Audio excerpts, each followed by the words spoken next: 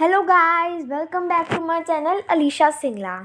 तो आज के इस वीडियो में जैसे स्क्रीन पर दिख रहा है, मैं dad and the cat and the tree poem जो एनसीईआरटी बुक इंग्लिश रीडर की है उसका हनीकॉम्ब क्लास 7th पढ़ा रही हूँ। काफ़ी इंटरेस्टिंग पोयम है ये एंड फनी ऑल्सो। तो जो इस पोएम का मैं एक बार समरी बता दूँ क्या है। इस पोएम में है कि एक बार ना एक कैट होती है, वो ना पेड़ पर स्टक कर लेते हैं, मतलब पेड़ पर चढ़ती है और वो उतर नहीं पा रही। तो फिर डैड होते हैं, वो उसकी हेल्प करते हैं और देखते हैं कि अब वो डैड उसकी हेल्प कैसे करते हैं। तो देखो गाइस, इस जो ऊपर वाले बॉक्स है उसमें क्वेश्चन है, is dad a good climber और नॉट। तो प्लीज़ गाइस कमेंट बॉक्स में इसका आंसर ज़रूर देना। So let's start. This morning, a cat got stuck in a tree.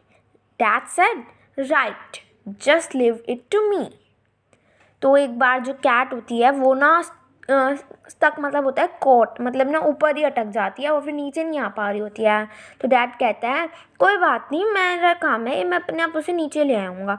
तो मैं एक बार आपको पहचान करा दूँ कि she is a cat, he is a dad. She is mother and dad's wife. She is daughter of these two. Okay guys, so अभी हमने सभी मेंबर्स की पहचान कर ली। अब देखते हैं। तो जो डैड होते हैं वो कहते हैं कि कोई बात नहीं, मैं उसे उतार लूँगा, ये मेरा काम है। The tree was wobbly, the tree was tall. Mom said, for goodness sake don't fall. तो ट्री जो था ना वो फ्लैट और लॉन्ग होता है। फ्लैट और लॉन्ग, आप ट्री की पिक्चर जैसे ये देखिए, ये देखिए कितना फ्लैट है। ये जो इसकी ये पार्ट है कितनी फ्लैट है और ये बहुत ज़्यादा लॉन्ग भी है। सो वो काफ़ी टॉल भी है। तो मम्मा कहती है कि किसी का भला करने के कारण खुद ही मत गिर जाना, अपना ध्यान से उसको उतारना। तो dad fall, scoffed dad. A climber like me, child's play. This is. You wait and see. तो डैड को बड़ा आश्चर्य होता है कि फॉल और मैं। तो डैड कहते हैं मेरे जैसे क्लाइंबर के लिए ये पेड़ पर चढ़ना और कैट को उतारना तो एक बच्चों का खेल है। तुम खड़े रहो और देखो कि मैं कैसे उतारता हूँ। So he got out the ladder from the garden shed. It slept. He landed in the flower bed.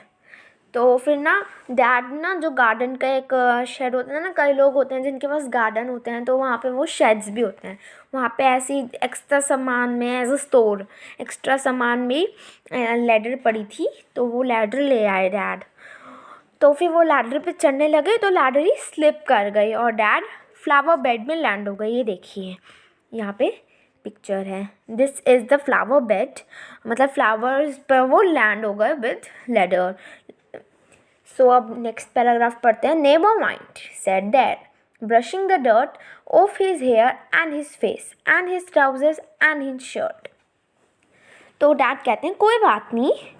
फिर वो ना फ्लिकरिंग, ब्रशिंग मतलब फ्लिकरिंग हम झाड़ते हैं ना, कि जब गंदा हो जाता है तो हम ऐसे ऐसे मतलब झाड़ते हैं हमारे हेयर्स, फेस को, ट्राउज़र एंड शर्ट को, वो ऐसे झाड़ते हैं। तो वो कहते हैं अब प्लान बी की बारी आती है, वो प्लान ए था। सो देखते हैं प्लान बी।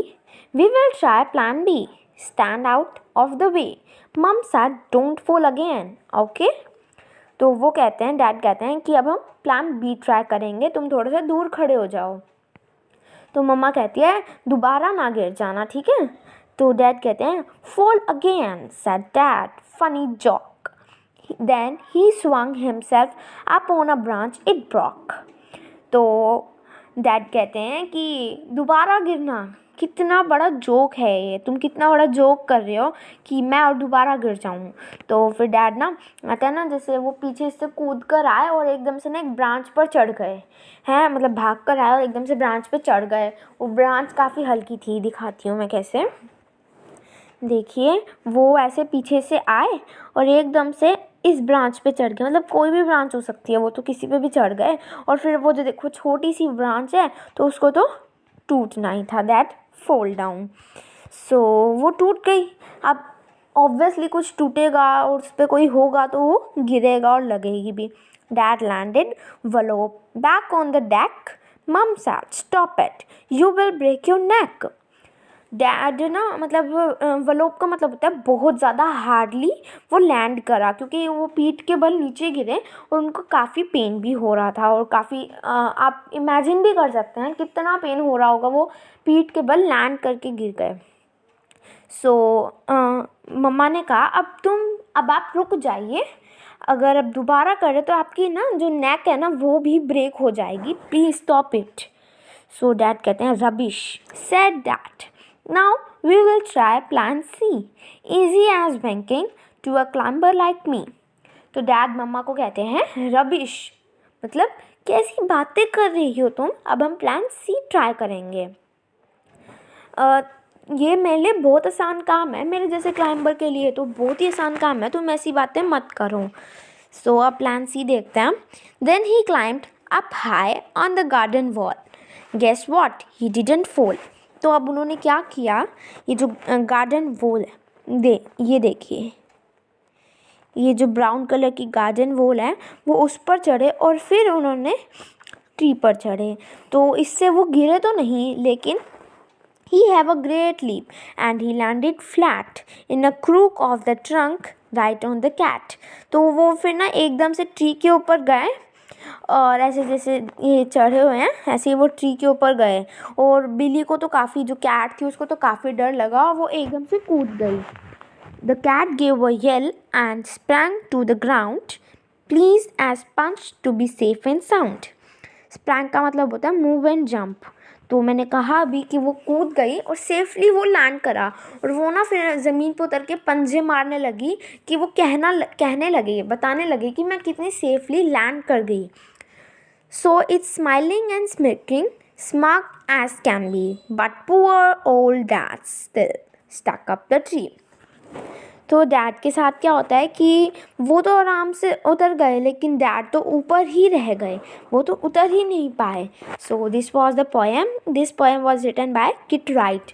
गाइस, मुझे इस पोएम में बहुत अच्छा लगा, काफ़ी फ़नी पोएम भी थी, बट अच्छी पोएम थी कि जो डैड थे वो कितने हेल्पफुल थे। एक कैट को बचाने के लिए उन्होंने कितनी चोट खाई, कितने बार वो गिरे, बट उन्होंने कभी भी हार नहीं मारी। हमें इससे ना कितने सारी शिक्षा मिलती है कि हमें कभी भी हार नहीं माननी चाहिए, we should be helpful. So this was a brilliant poem, I like it. If you really like, so tell me in comment box, और प्लीज़ लाइक एंड कमेंट ज़रूर करना। Okay bye guys, bye bye.